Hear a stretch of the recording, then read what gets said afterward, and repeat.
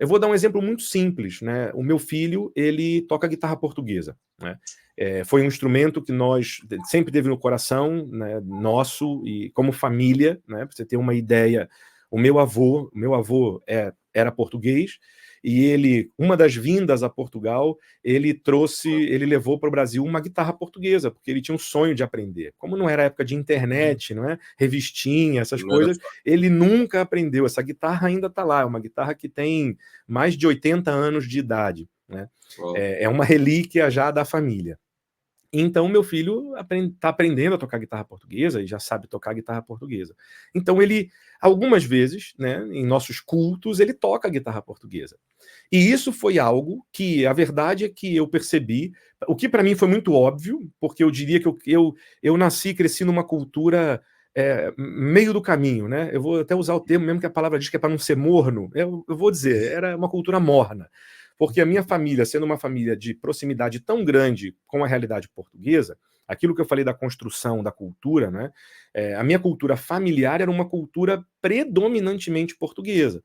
E, inclusive, quando eu começo a entrar em idade escolar e ter uma interação com outras crianças, eu começo a perceber que a minha família era diferente. Eu costumo brincar e dizer que até eu vir para Portugal, eu achava que a minha família era só uma família muito esquisita. Ponto. Passei Olha, minha exatamente por família é isso. esquisita.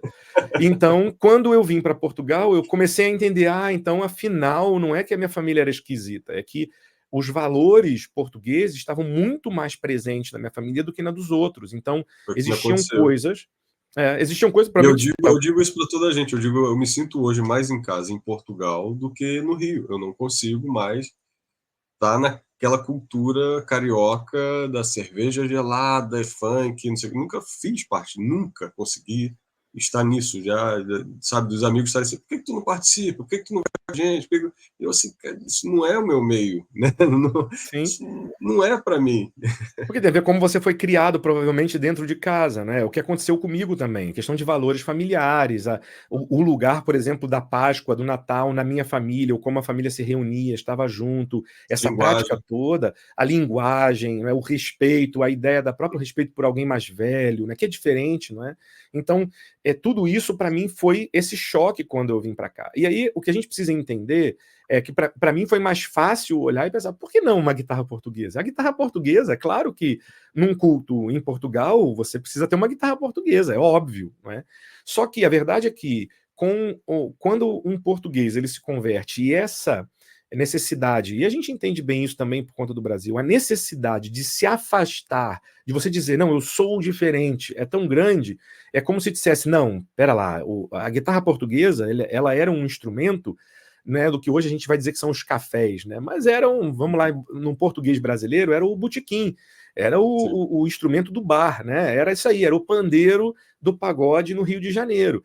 E aí você imagina, o pagodeiro, ele se converteu e você diz para ele, olha, você precisa se afastar daquilo que você era. Então ele entende que o se afastar do que ele era, agora ele tem que se afastar do pandeiro.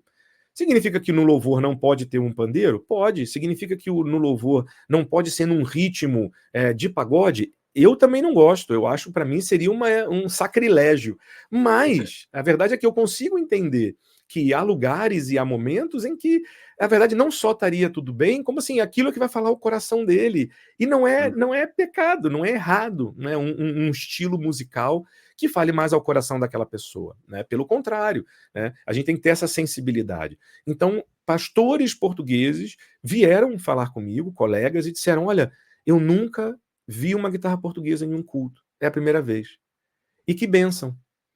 E outros colegas até puderam me explicar o porquê exatamente disso, de sendo um instrumento que era o instrumento da boemia, vamos dizer assim, não era visto, e os pastores antigamente diziam, não, como que a gente vai trazer isso para dentro da igreja? Uma guitarra portuguesa? Não pode, né? É um Era a instrumento... ponto de nem as mulheres poderem cantar fado em uma certa época. Por essa Exatamente, questão de ficar porque... mal vista na sociedade Exatamente, como se é uma algo mulher mal visto. boêmia.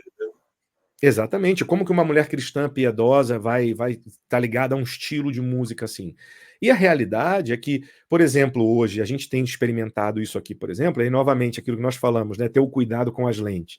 Na nossa igreja, por exemplo, aqui em Portimão, a cidade respira música. né? Um exemplo que eu falei, meu filho, ele estuda guitarra portuguesa, ele estuda na escola, e ele tem colegas, ele faz parte de uma turma, né, no ano dele naquela escola, em que são todos estudantes de música, música integrada no currículo escolar.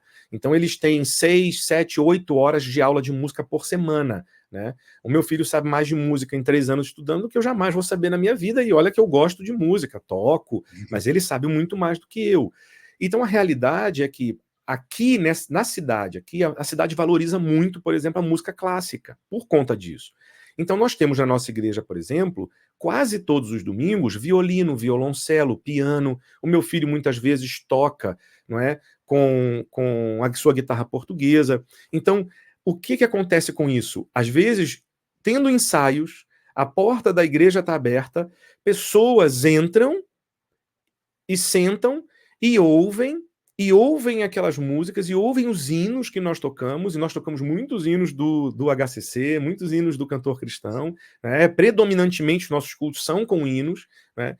E hinos na sua forma, não é dizer que não, é um hino com uma roupagem, não, é um hino, mas que a maneira como fala o coração das pessoas aqui, na nossa realidade, na nossa cidade, a maneira como isso, inclusive, atrai Dá pessoas a acesso. pensarem é diferente. Então, na nossa igreja, por exemplo, é uma igreja assim, em que a música clássica, em que violino, violoncelo, piano, canto coral, nós sempre fazemos apresentações, Páscoa, Natal, aproveitamos esse gancho cultural e a igreja sempre fica cheia, cheia de visitantes, não crentes, pessoas que entraram pela primeira vez na igreja, pessoas que depois nos dizem, nossa, eu gostei muito, eu nunca havia entrado. Pessoas com mais de 80 anos de idade e que dizem, nunca havia entrado em uma igreja evangélica. E que legal, que bom, que bonito a maneira como vocês falam de Deus, a maneira como vocês se voltam para a Bíblia, como vocês estudam, não é? Que bonito e como vocês cantam. Ou seja, a gente começa, de fato, a conseguir entrar na cultura.